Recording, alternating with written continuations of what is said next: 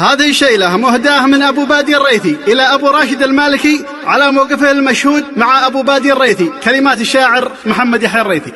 يا طرق المدح سوقي الطرب من كل جال، مثل ما سقى الرعد عارضا والثقيل. ودي يمدح كف وقوم لياقة الثقال، نجم طيب تعرفونه ما يحتاج الدليل.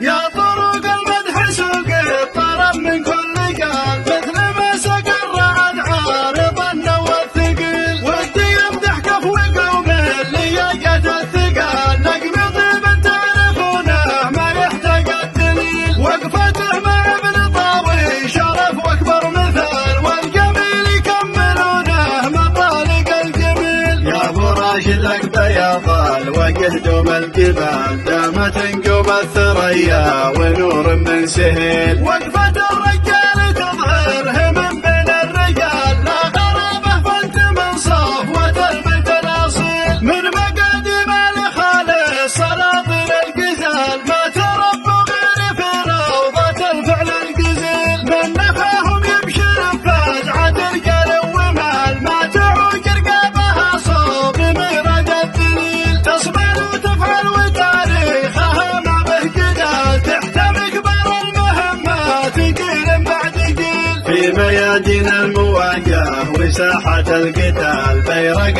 يخشى ملاقاته الجيش الثقيل. في ميادين الكرم من زمان ولا تزال، يستحيل تلاقي فيهم طرف كف بخيل. وانعم بربعك يا ابو راشد وفي كل حال، نجم طيب من مكانه ما يغرب او يميل. يجملون قبل ما ينعرف صرف الريال، ويكرمون الضيف والرزق في الدنيا قليل. يجملون قبل ما ينعرف صرف الريال، ويكرمون الضيف والرزق في الدنيا قليل. يا طرق المدح سوقي الطرب من كل قال، مثل ما سقى الرعد عارضا والثقيل. ودي يمدح كف وقوم لياقة الثقال، نجم طيب تعرفونه ما يحتاج الدليل. وقفته مع ابن طاوي شرف واكبر مثال، والجميل يكملونه مطالق الجميل. يا ابو راشد لك بياضال وقهدم الجبال، دامت انقم الثريا